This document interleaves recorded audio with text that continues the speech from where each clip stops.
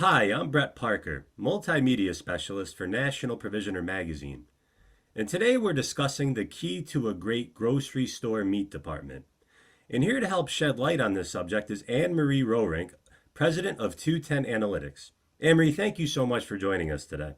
No, thanks so much for having me. Always enjoy the talks. So what are the essential components that must be present for a successful grocery store meat department? I love this question because last year we spent quite a lot of time trying to understand, if you will, the whole tree every single time a consumer decides where to spend their money. So first of all, of course, it is, am I going to go to a restaurant, have somebody else do the work, or am I going to go to retail? And a lot of times what we're seeing is consumers go to restaurants when they're out of time or when they're just not in the mood to cook. So those are two gigantic clues for the meat department to step in with solutions. Because why is it that consumers believe that if I don't have any time, it's faster to get restaurant food?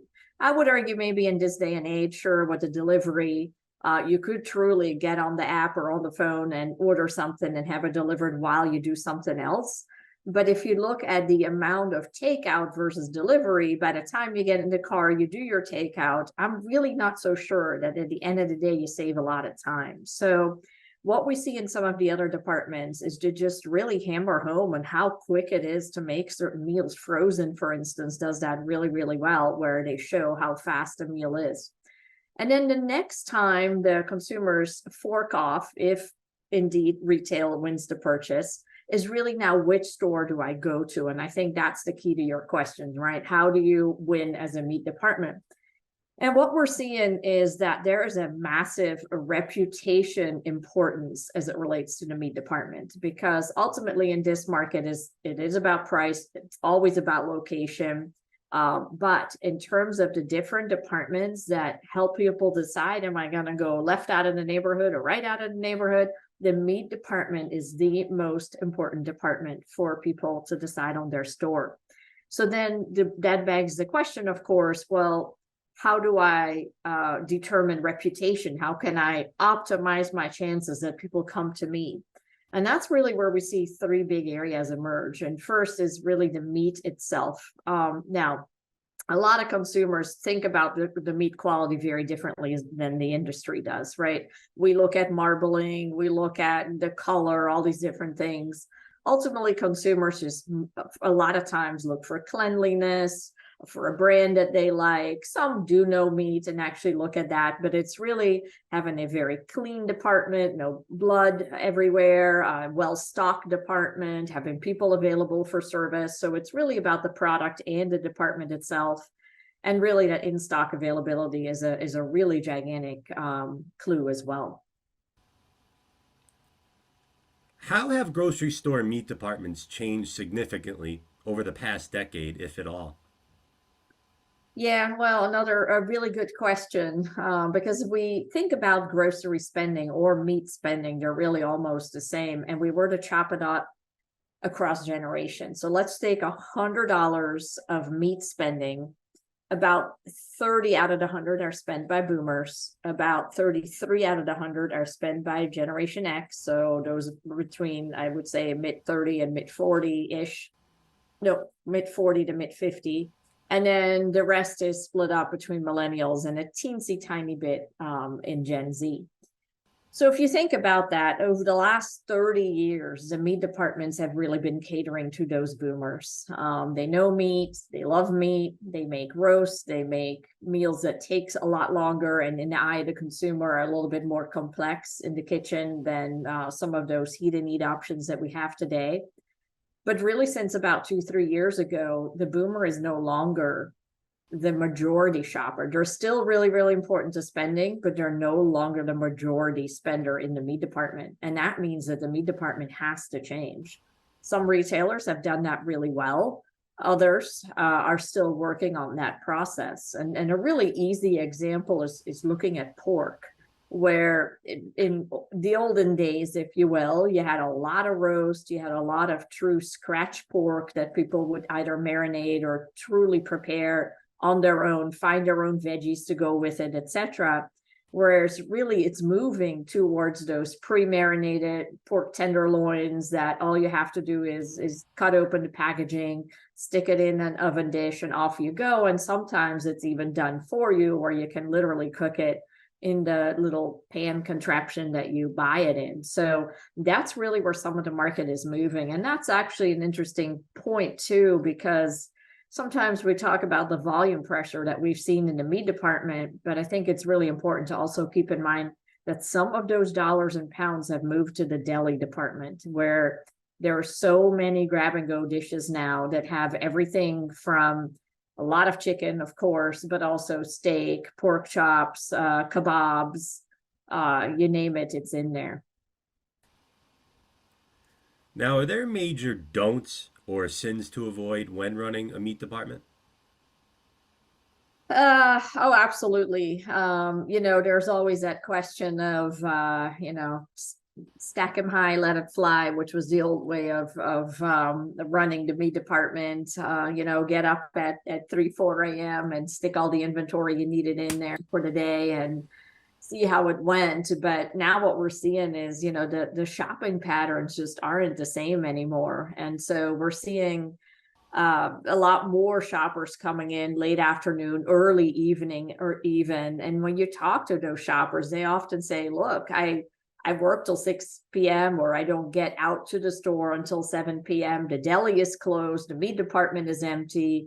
So really that in-stock position at all times of the day, and having the department at 7 p.m. look just as good as it did at 9 a.m., those are really important things.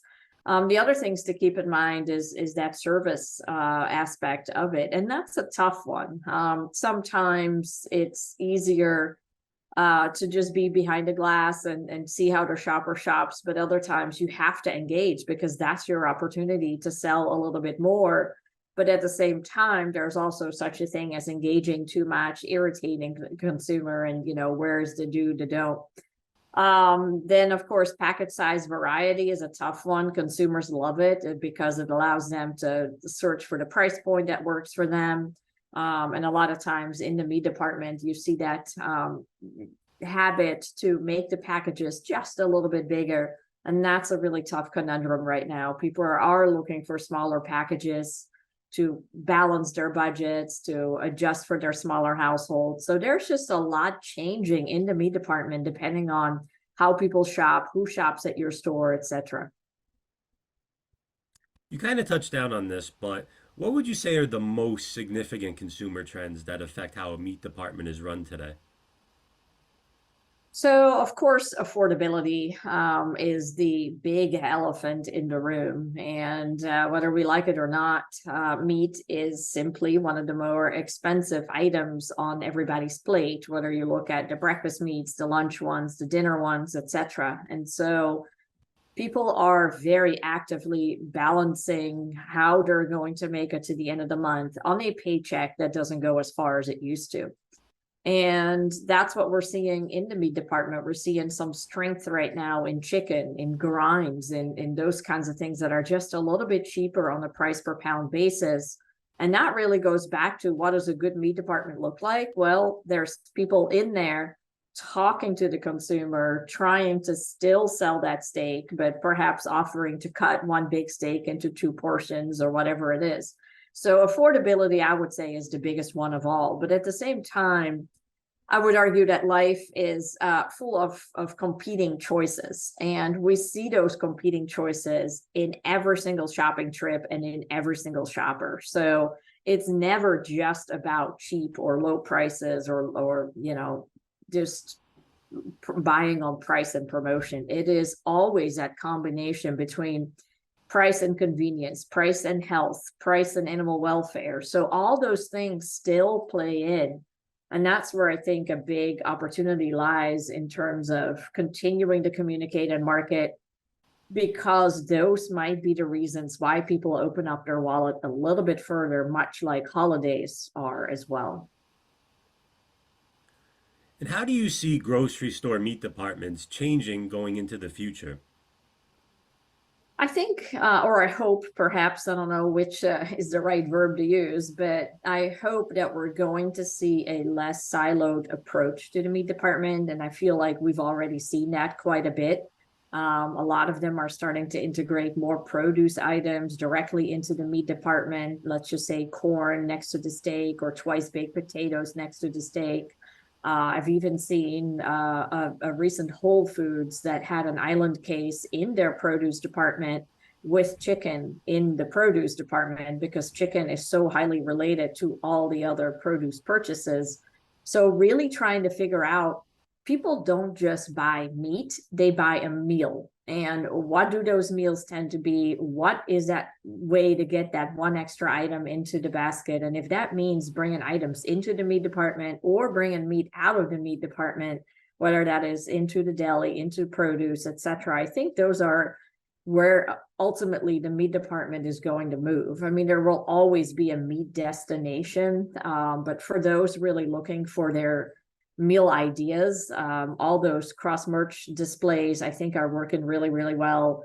And somebody the other day just gave a fantastic tip. Nobody likes it when somebody else encroaches on your department. And so when she was running stores, she would tell every department head, you need to go to one other department and find one item that you're going to merchandise in your department. So a produce had to find something somewhere else and vice versa.